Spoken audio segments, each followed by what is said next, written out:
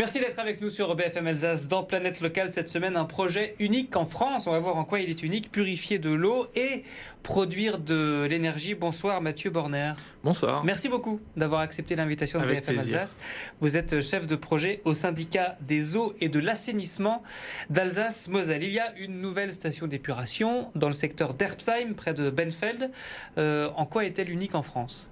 Elle permet déjà de faire sa fonction de traiter l'eau pour la rendre propre et la rejeter à la rivière, au milieu naturel. Donc ça, c'est le job d'une station d'épuration. Exactement, c'est ça.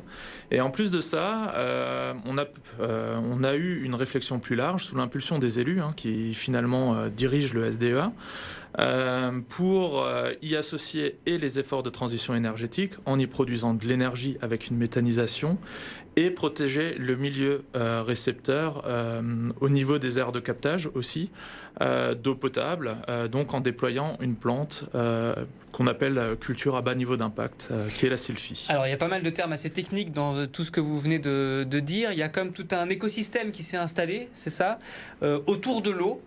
On peut dire, peut-être pour que ce soit bien clair pour nos téléspectateurs, on peut découper en tranches si ça vous va. Bien sûr. On peut commencer par le job de station d'épuration tout court. Déjà, c'est une station d'épuration, ça qui en elle-même innove particulièrement, ou ça c'est plutôt du classique ? Elle est plutôt classique, moderne, donc performante. On essaye d'optimiser le traitement de l'eau évidemment en consommant le moins d'énergie possible, en l'occurrence en produire. Donc là, c'est une station qui fait, comme toutes les stations, on va finalement concentrer la réaction qui se passe dans une rivière, dans le milieu naturel, où avec des bactéries, on va abattre la pollution.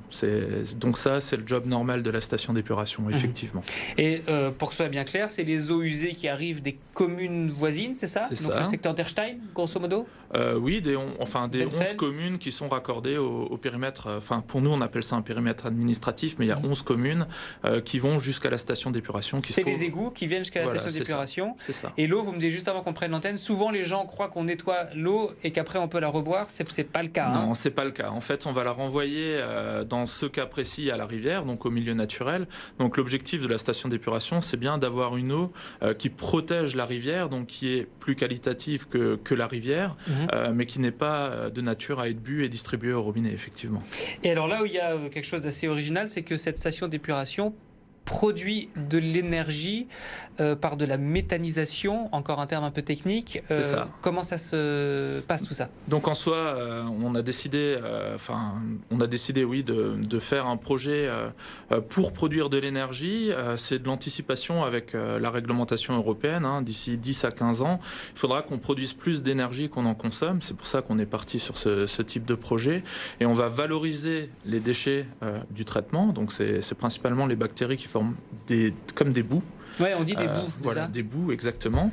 Ces boues, elles contiennent la matière organique et la méthanisation, c'est juste la transformation de cette matière organique en gaz. Donc, l'eau usée arrive par les égouts.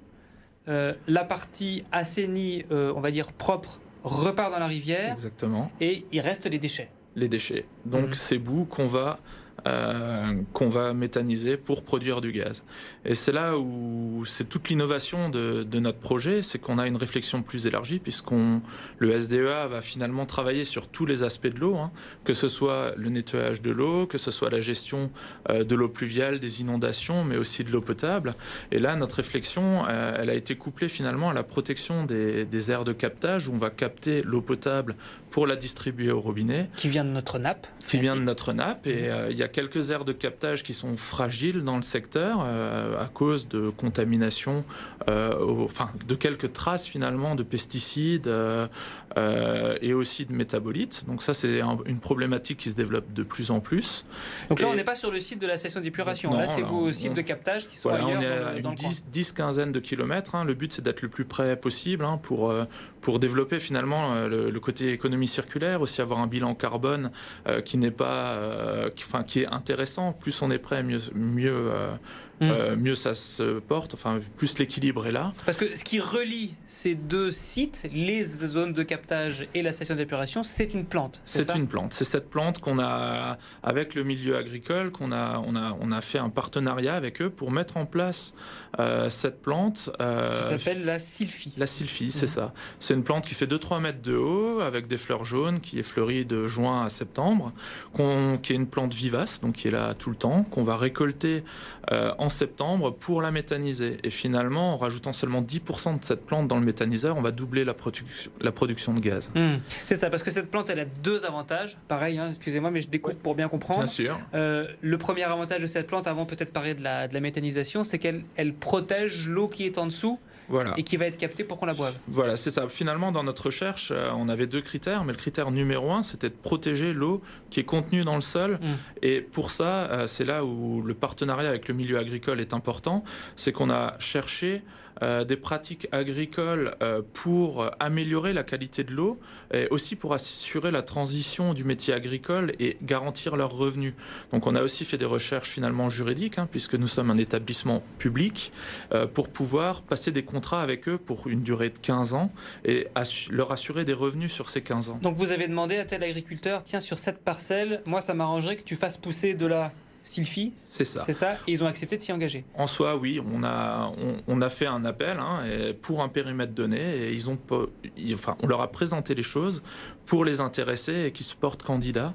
Et donc, on a mis en place avec eux cette sylphie qui présente l'avantage de protéger la nappe, comme je l'ai expliqué, mais qui permet aussi de développer la biodiversité, puisque dans les monocultures, il y a peu d'insectes pollinisateurs. Là, on a des abeilles et on a installé des ruches à côté, donc ça développe vraiment aussi cet aspect biodiversité, aussi avec du petit gibier qui va s'installer dedans et qui va vivre dedans finalement. Ouais, enjeu primordial quand on connaît la monoculture en Alsace depuis quelques dizaines d'années. Cette sylphie, donc, elle protège le dessous, on la récolte une fois par an et elle va venir s'ajouter au bout dont on parlait tout à l'heure, c'est ça, pour produire de l'énergie. Exactement. Quelle énergie, qui va où, qui sert à qui, comment ? Alors, l'énergie, on va la récupérer dans les ouvrages, les méthaniseurs, et puis on va récupérer juste la partie qui nous intéresse, le méthane, à hauteur de 60%, 65%. C'est donc un gaz. C'est donc un gaz qu'on va nettoyer sur place, on va lui donner son odeur et on va l'injecter dans le réseau de gaz de ville. Donc là, pareil, nouveau partenariat avec les distributeurs de gaz et les revendeurs de gaz. Et donc après, ça termine dans les cuisinières des particuliers, c'est ça ? Par exemple, ou dans les industries, ou pour le chauffage. C'est raccordé au réseau, donc la molécule de gaz qui rentre dans le réseau sera consommée à Benfeld, Erbsheim, à proximité. Est-ce que vous allez servir de modèle pour d'autres stations d'épuration ailleurs en France ? Alors, on est déjà contacté pour reproduire ce modèle. Et nous, à notre échelle, on envisage de le faire sur un projet futur qui est la station d'épuration de Sélestat, qu'on compte lancer dans les 4 à 5 années qui suivent. Donc, on peut dire essuyage de plâtre avec succès dans le secteur d'Erbsheim. Le bilan positif est là. On a une reconnaissance internationale puisqu'on a eu un prix un prix européen de l'économie circulaire. Juste quelques chiffres qui parlent d'eux-mêmes. On consomme 1,8 gigawattheure d'énergie sous forme d'électricité pour traiter l'eau, produire le gaz, et on va produire 3,3 gigawattheures en compensation. C'est l'équivalent de 3000 habitants, c'est pas rien. Merci beaucoup Mathieu Borner d'avoir accepté l'invitation de BFM Alsace et d'évoquer cette station d'épuration d'un genre nouveau. Merci à vous. Merci à vous, avec plaisir.